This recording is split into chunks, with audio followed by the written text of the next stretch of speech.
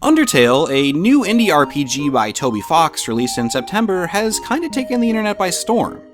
Word of mouth has managed to sing the praises of Undertale far and wide, and yet, even with all the buzz, many people still aren't really sure what Undertale is. People say it's like EarthBound, or it's different, and those descriptors really aren't enough to do justice to this phenomenal piece of work. Granted, I'm not sure my feeble attempts at expressing my thoughts on Undertale will be enough either, and truth be told, I originally didn't want to do a video on it at all because of my immense adoration for a game that's touched me in a way that few games do. But it was the tears I shed as the game's story ended, and the way hearing a few notes of a particular song from the game made a lump form in my throat the next day, and the way I still smile thinking of particular characters or lines of dialogue that convince me that I need to do my absolute best to share with others what this game means to me.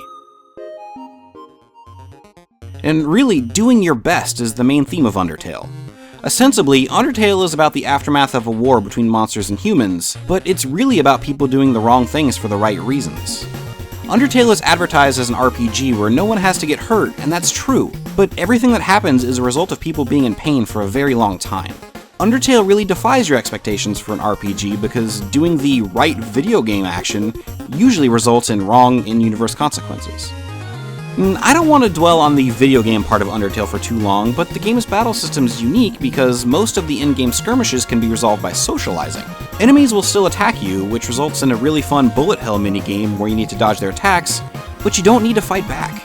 You can check your attackers to get a short blurb about their personalities and use that information to find out what actions will appease them, whether it's a joke, a compliment, or a seductive wiggle. Once they lose the will to fight, you can select the mercy option, and the conflict is over. And that's part of what makes Undertale so magical.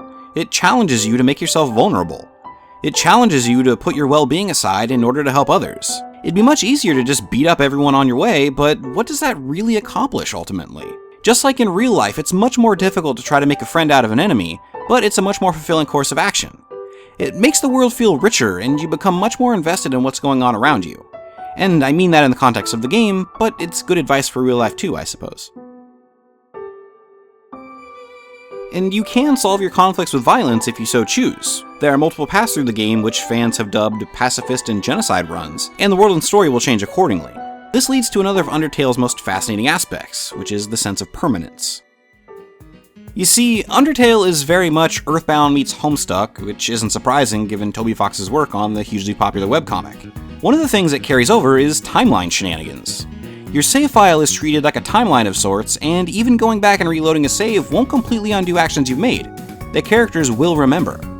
I don't want to give too much away, but save and load are almost treated like canonical powers, and in fact, if you do the genocide route first, it's impossible to get the game's true ending unless you completely delete your save file from your hard drive and start over from scratch. And it's not even just on big story points either. At one point we got stuck on some level geometry and had to reload, and the character we had just met before reloading made a comment about how we had reacted differently upon meeting him for the first time again. It's a bizarre form of bending the fourth wall that really gives a lot of mystery to the world, especially as the story continues to play out. It gives a lot more weight to the choices you make because you don't really get a do-over. The world and timeline are very much alive, and you do not have the power to control it in the way you do every other video game. But that also plays to another one of Undertale's unique jabs at video game conventions, which is defying completionist sensibilities.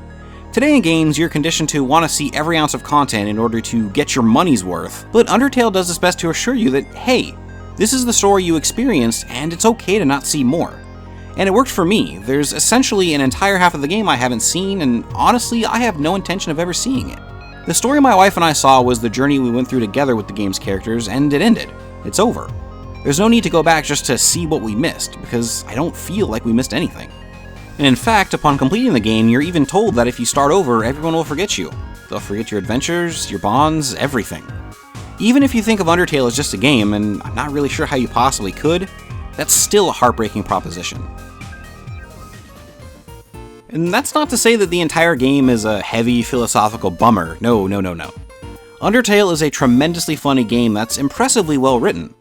The EarthBound comparisons stem from a lot of the nonsensical, cheerful pratterings of the game's colorful inhabitants, like a person who won't open the door to their house because they like the way you knock on it. This is a game where you can date a skeleton. There's definitely serious time, but to want to save the world, you have to care about it, and the cast of Undertale is so full of charm that they will definitely win you over. And there's so many specific things that I'd love to talk about, but I think Undertale is best if you go in as blind as possible, and I'm afraid I'm getting dangerously close to saying too much as it is. It wouldn't be fair of me to spoil your experience just because I want to gush about all the amazing jokes and character moments. Undertale is just as much an experience as a game, and if you try to learn too much before you play it, you're really only robbing yourself. And I will say, though, that many tears were shed as the story came to a close, with my wife and I both blubbering messes for the rest of the night. I hadn't cried that hard at a game's conclusion since Mother 3, which is a testament to just how solid Undertale's writing is. Even when things are heavy and emotionally painful, there's still a bit of a gentle touch to everything, with a subtle reassurance that even though everything hurts right now, it'll be okay. The night after we beat Undertale, I found myself getting emotional as I thought about the game, because I knew that the intense feelings I had upon finishing it would fade over time, and what Undertale had given to me would eventually become a distant memory. I wanted to take those feelings I had and somehow preserve them, just bottle them up and carry them with me for the rest of my life. I think that in a lot of ways, I'm making this video for selfish reasons, as a way for me to pack how I feel into a kind of time capsule that I can open when I need to and just feel everything all over again.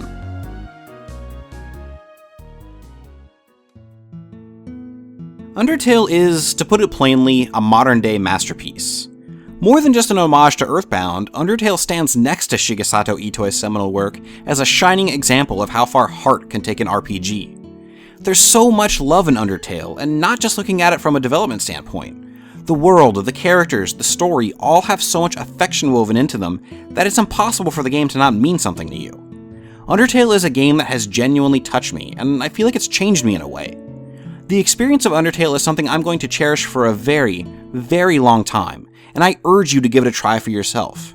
This is not a game that should be missed.